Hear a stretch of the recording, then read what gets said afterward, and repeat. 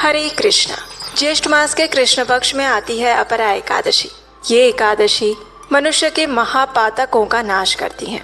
बड़े से बड़े जघन्य पापों का तत्क्षण नाश हो जाता है अगर कोई भी व्यक्ति पूर्ण श्रद्धा और नियम पूर्वक इस एकादशी व्रत का पालन करता है। तो चलिए आज के इस वीडियो में जानते हैं कि इस एकादशी का पालन करने की शास्त्रोक्त विधि क्या रहेगी, किस प्रकार से इस एकादशी का श्रद्धा और नियम पूर्वक पालन किया जाए जिससे हमें उसका पूर्ण फल प्राप्त हो सके। और इसी एकादशी के अगले दिन प्रदोष व्रत भी आ रहा है, तो ऐसे में प्रदोष व्रत का पालन कैसे किया जाए और एकादशी का पारण कैसे किया जाए, इन सब के ऊपर भी आज हम बात करेंगे। तो आइए आज का अपरा एकादशी व्रत विधि वीडियो आरंभ करते हैं।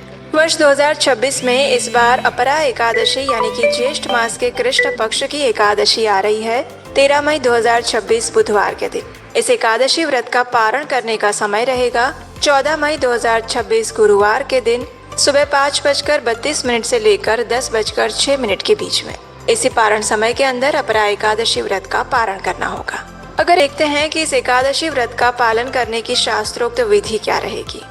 इस एकादशी के महात्म्य का वर्णन करते हुए भगवान श्री कृष्ण कहते हैं, जो भी व्यक्ति इस एकादशी का श्रद्धा और नियम पूर्वक पालन करता है वो अपने पूर्व और वर्तमान जन्म के सभी पाप कर्मों से मुक्त हो जाता है। इस मास में जो भक्त पूर्ण श्रद्धा से संकल्प लेकर एकादशी का व्रत पालन करता है उसे अनंत गुना अधिक पुण्य फल की प्राप्ति होती है। एकादशी के एक दिन पहले यानी दशमी के दिन सूर्यास्त से पहले भोजन ले लेना चाहिए। उसके बाद अपने मुंह, हाथ और दांतों को अच्छे से स्वच्छ करके अपने मन तथा इंद्रियों को नियंत्रित करके परम भगवान श्री कृष्ण के ऊपर ध्यान केंद्रित करते हुए स्वयं को एकादशी व्रत पालन के लिए तैयार करना चाहिए। एकादशी के दिन प्रातः ब्रह्म मुहूर्त में उठ जाए। ब्रह्म मुहूर्त यानी सूर्योदय से कम 1.5 घंटा पहले। ये समय आध्यात्मिक साधक के लिए सबसे अच्छा माना गया है और इसी वजह से अष्टांग हृदय सूत्र 2:1 में कहते हैं, ब्राह्मे मुहूर्ते उत्तिष्ठेत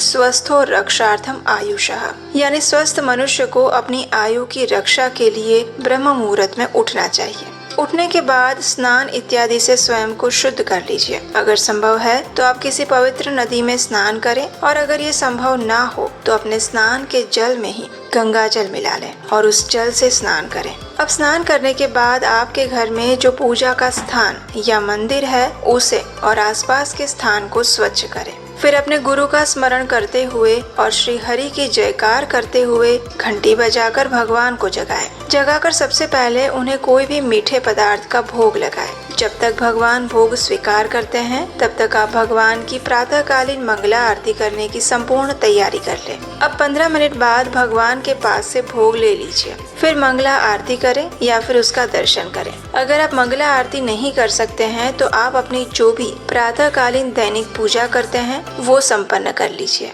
उसके बाद आप भगवान के समक्ष हाथ में गंगा जल लेकर एकादशी व्रत का संकल्प लीजिए और संकल्प लेते हुए भगवान से इस प्रकार प्रार्थना कीजिए, हे प्रभु, आपकी प्रसन्नता हेतु और अपने शुद्धिकरण हेतु मैं इस एकादशी का पालन करने जा रही हूँ। इस दिन मैं भोजन से विरत रहूंगी और अगले दिन अन्न ग्रहण करूंगी। हे पुंडरीकाक्ष, हे अच्युत, कृपया मुझे अपनी शरण में लीजिए। इस प्रकार संकल्प लेकर हाथ में रखे हुए उस गंगा जल को अब तुलसी के पौधे में अर्पित कर दें। और अब समय है तुलसी देवी की पूजा आराधना करने का। तुलसी देवी को एक मध्यम उच्च आसन पर स्थापित करिए। उन्हें आवश्यकता अनुसार जल प्रदान करिए। उनके समक्ष घी का दीपक प्रज्वलित करिए और उनकी कम से कम 3 बार प्रदक्षिणा करिए। उन्हें प्रणाम करिए और इस मंत्र का उच्चारण कीजिए, वृंदायै तुलसी देव्यायै प्रियायै केशवस्य च कृष्ण भक्ति प्रदे देवी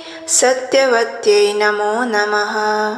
इस मंत्र का अर्थ है, हे वृंदे, हे तुलसी देवी, आप भगवान केशव की प्रिया है। हे कृष्ण भक्ति प्रदान करने वाली सत्यवती देवी, आपको मेरा बारंबार प्रणाम है। अब समय है उनके समक्ष बैठकर हरे कृष्ण महामंत्र का जप करने का। हरे कृष्ण कृष्ण कृष्ण हरे हरे, हरे राम राम राम हरे हरे। इस महामंत्र की अधिक से अधिक संख्या में माला का जप करना चाहिए और यही एकादशी के दिन करने योग्य सबसे महत्वपूर्ण कार्य है। इसलिए संपूर्ण दिन में या फिर प्रातः काल में इस महामंत्र की कम से कम 10, 16, 25 या 32 माला का जप अवश्य करें। जप समाप्त करने के बाद एकादशी की कथा सुनिए। कथा सुनते हुए अपने मन में भगवान श्री हरि का स्मरण करिए और एकाग्र चित्त होकर एक स्थान पर बैठकर आरंभ से अंत तक ध्यान पूर्वक इस कथा का श्रवण करिए। कथा श्रवण के बाद अब आप अपने दैनिक कार्य समाप्त कर सकते हैं। दोपहर या दिन के समय में श्रीमद् भागवतम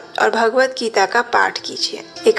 एकादशी के दिन हम उपवास का पालन करते हैं और ये उपवास 3 प्रकार के होते हैं: निर्जल, सजल और सफल। निर्जल यानी जिसमें एकादशी के संपूर्ण दिन में अन्न और जल दोनों का ही त्याग किया जाता है। इस दिन पानी की एक बूंद भी नहीं ले सकते और अगले दिन पारण के बाद ही जल और भोजन लिया जाता है। दूसरा उपवास है सजल, जिसमें आप उपवास में मात्र जल ही लेते हैं और कुछ नहीं। और फिर तीसरे प्रकार का उपवास होता है जिसे सफल उपवास कहते हैं। इसका पालन करते समय भक्त जल, दूध, फलों का रस और एकादशी प्रसाद ले सकते हैं। अगर आप चाय कॉफी पीते हैं तो प्रयास करना चाहिए कि एकादशी के दिन चाय कॉफी ना पिएं। बाहर के कोल्ड ड्रिंक्स, धूम्रपान ये सब कुछ बिल्कुल भी नहीं लेने चाहिए। और इस प्रकार आप अपनी शारीरिक क्षमता के अनुसार और आप जिस परिस्थिति में हैं उसके अनुसार आप किसी भी प्रकार का उपवास पालन कर सकते हैं, लेकिन किसी भी स्थिति में अन्न ग्रहण नहीं करना चाहिए। अब संध्या के समय अपने घर में तुलसी देवी की आरती कीजिए। एकादशी के दिन आप जितनी अधिक तुलसी सेवा कर सकते हैं उतनी करनी चाहिए। इस दिन आप प्रातः काल में तुलसी जलदान भी कर सकते हैं। संध्या के समय उनके समक्ष घी या तेल का दीपक प्रज्वलित करें,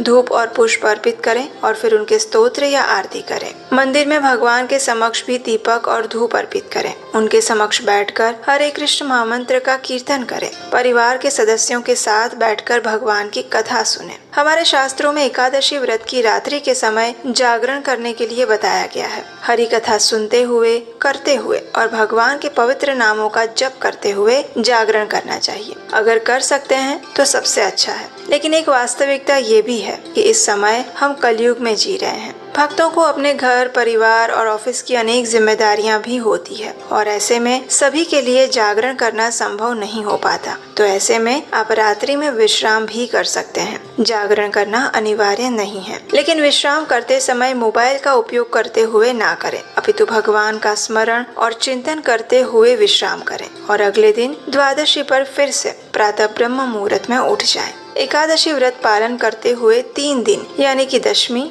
एकादशी और द्वादशी ये तीनों तिथियों पर संपूर्ण ब्रह्मचर्य का पालन करना चाहिए। अगले दिन द्वादशी पर पूर्ण विधि विधान और नियम अनुसार निर्धारित समय के अंदर ही एकादशी व्रत का पारण करें। पर देखिए, कई बार लोग पूछते हैं कि अगर किसी के घर में सूतक लगा है तो क्या वे एकादशी व्रत कर सकते हैं? तो इसका उत्तर है हाँ, बिल्कुल कर सकते हैं। अगर आपके घर में किसी की मृत्यु हुई है या फिर किसी का जन्म हुआ है तो भी आप एकादशी व्रत रख सकते हैं। बस ध्यान ये रखना है, इस व्रत की आप कोई भी पूजा इत्यादि नहीं कर सकते। आप उपवास रख सकते हैं, हरे कृष्ण महामंत्र का अधिक से अधिक जप कर सकते हैं, एकादशी की कथा सुन सकते हैं और भगवत गीता का पाठ भी कर सकते हैं। अब देखिए, आप में से कई लोगों का अपरा एकादशी के अगले दिन प्रदोष का व्रत भी होगा। तो अब ऐसे में एकादशी व्रत का पारण कैसे किया जाए? तो उसके लिए आपको एकादशी पारण की सभी शास्त्रोक्त विधि का पालन करना होगा। प्रातः काल में सारी पारण विधि आप समाप्त कर सकते हैं और उसके बाद जब आपका स्वयं पारण करने का समय आता है, उस समय के अंदर आप भगवान को अर्पित चावल का एक दाना अपने दाहिने हाथ में लीजिए। भगवान शिव से प्रार्थना कीजिए। सबसे पहले तो अपना एकादशी पुण्यफल भगवान श्री हरि को समर्पित कीजिए। उसके बाद भगवान शिव से प्रार्थना करते हुए उनसे कहिए कि हे प्रभु, मैं इस एकादशी व्रत का पारण करने के उद्देश्य से ही भगवान को अर्पित ये एक चावल का दाना ग्रहण कर रही हूँ। कृपया आप मेरे इस व्रत का स्वीकार करें। इस प्रकार चावल का एक दाना ग्रहण करके आप अपना एकादशी व्रत पारण कर सकते हैं और उसके बाद अपना प्रदोष व्रत यथावत चालू रख सकते हैं। इस प्रकार आप एकादशी व्रत का पारण और गुरु प्रदोष व्रत दोनों ही एक साथ कर सकते हैं। तो ये थी आने वाली अपरा एकादशी का पालन करने की संपूर्ण शास्त्रोक्त विधि। आशा है ये आपको उपयोगी लगी होगी और इसका पालन करके आप आने वाली अपरा एकादशी को सफल बनाएंगे। अगर इस विषय में आपके कोई और प्रश्न है तो आप हमें नीचे कमेंट बॉक्स में लिखकर बता सकते हैं। अगर ये वीडियो अच्छा लगा है तो इसे लाइक करके और लोगों को शेयर कर दीजिए।